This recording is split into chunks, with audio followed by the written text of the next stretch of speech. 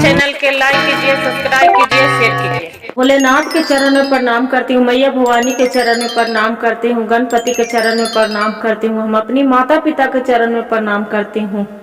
मेरा प्रणाम स्वीकार हो प्रभु, मेरा प्रणाम स्वीकार हो। सभी देव देवी के चरण में प्रणाम करती हूँ, मेरा प्रणाम स्वीकार हो प्रभु, मेरा प्रणाम स्वीकार।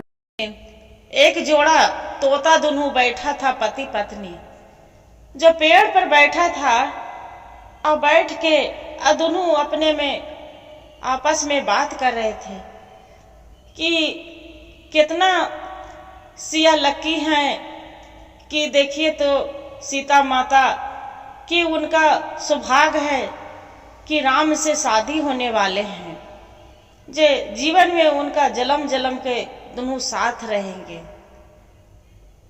तोता के उनको पत्नी बोलते हैं कि हाँ स्वामी, ये तो सही बात है, जैसे हमने दोनों साथ हैं और खुशी से रहते हैं, जैसी राम और सीता दोनों जीवन भर खुशी खुशी रहेंगे।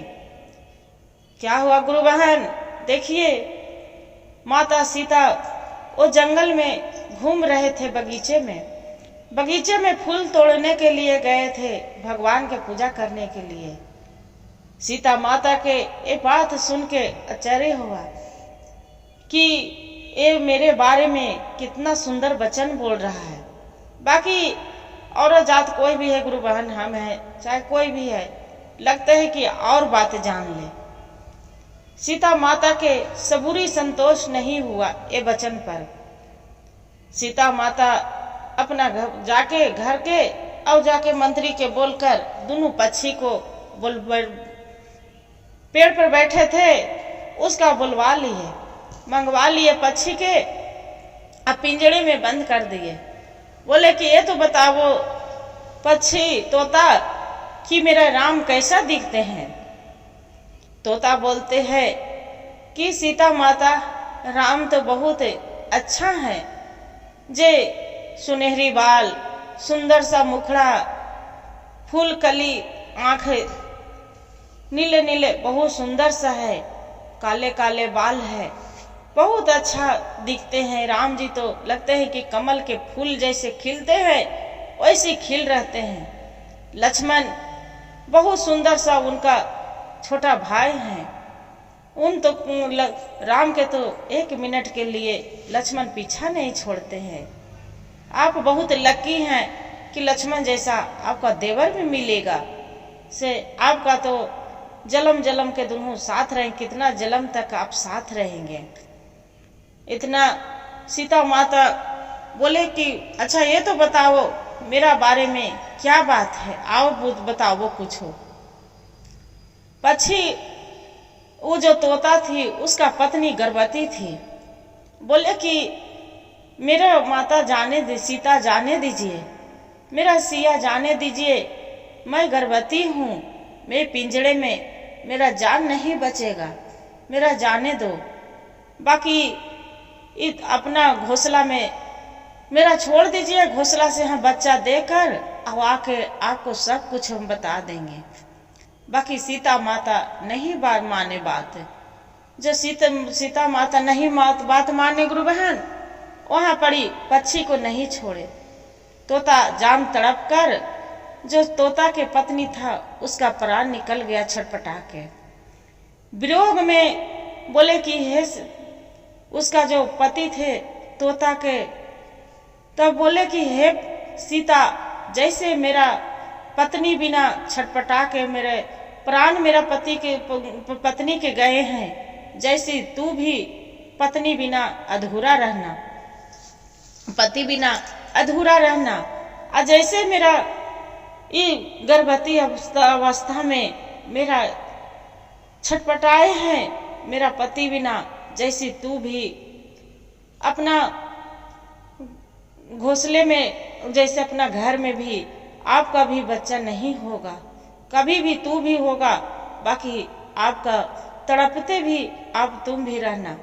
वैसी करके और प्राण तोड़ दिया। तोड़कर तोता बोले कि ठीक, तोता भी वैसे बोलते हैं कि हे सीते, जैसे मेरा छटपटा के मेरा पत्नी के गर्भवती अवस्था में जान गया है। जैसी पत्नी बिना अधूरा हम जी के क्या करेंगे।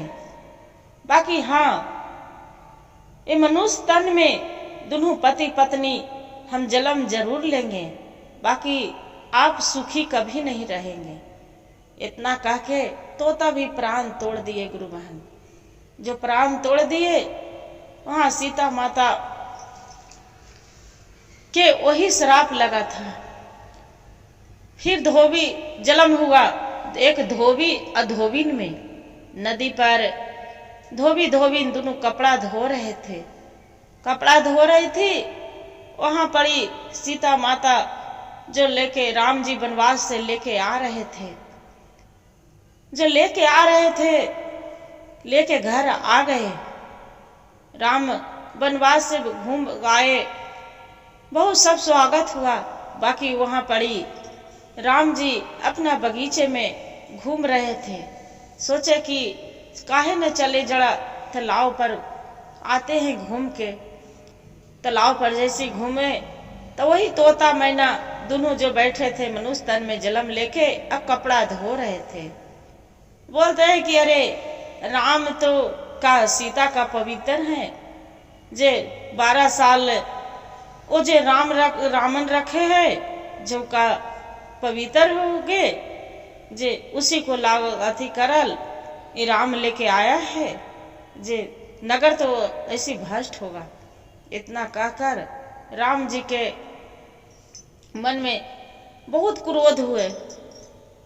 उनका धोबी जो पत्नी वो बोलते हैं कि हाँ स्वामी, ये तो सही बात बोलते हैं।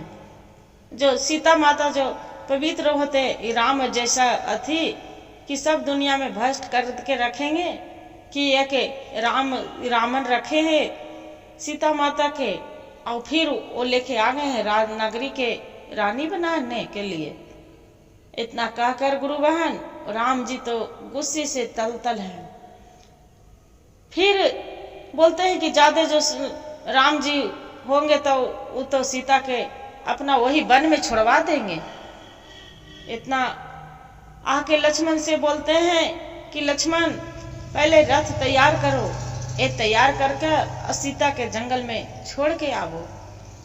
तो राम जी लक्ष्मण बोलते हैं कि भैया मेरे भाभी की क्या गलती है कि आप जंगल में छोड़ के आएंगे।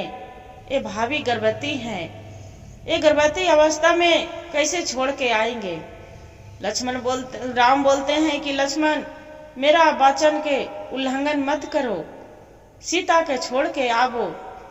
जाके गुरु बहन सीता के जंगल में लक्ष्मण तो रथ सजाते हैं, बाकी आंख से आंसू हर हर गिर रहा है। लक्ष्मण के सीता माता के बैठा के भाभी चली, सीता माता के आंख से हर हर आंसू गिरते और जंगल में छोड़ के आ जाते हैं लक्ष्मण। जब आ जाते हैं बेचारी लक्ष्मण के कुटिया में पहुंचते हैं, वहां जंगल में तो लगता है सीता माता के कि कहाँ जाए, मेरा तो यहाँ कोई भी अंधेरे अंधेरे दिख रहा है। चलते चलते फिर ऋषि मुनि के वही कुटिया में जाते हैं। जब कुटिया में जाते हैं तो वही फिर ऋषि मुनि हाथ पकड़ के सीता माता के ले जाते हैं। बोलते हैं बेटी तू किसका पुत्री है, जे ये जंगल में अब क्या करने आए हैं। बोलते हैं सीता माता कि बाबा आप तो ऋषि मुनि हैं वाल्मीकि जी से। बोलते हैं बाबा आप तो सब जानते हैं, हम दशरथ के बहू हैं, राम के पत्नी हैं, लक्ष्मण मेरा देवर है, जनक जी मेरे पिता हैं। इतना कहकर ऋषि मुनि अपना कुटिया में ले जाकर रखते हैं कि बेटी यहाँ पड़ी ऐसा गर्भवती अवस्था में तू कहूँ मत जाओ, यही कुटिया में तू रहो, जीवन बिताओ।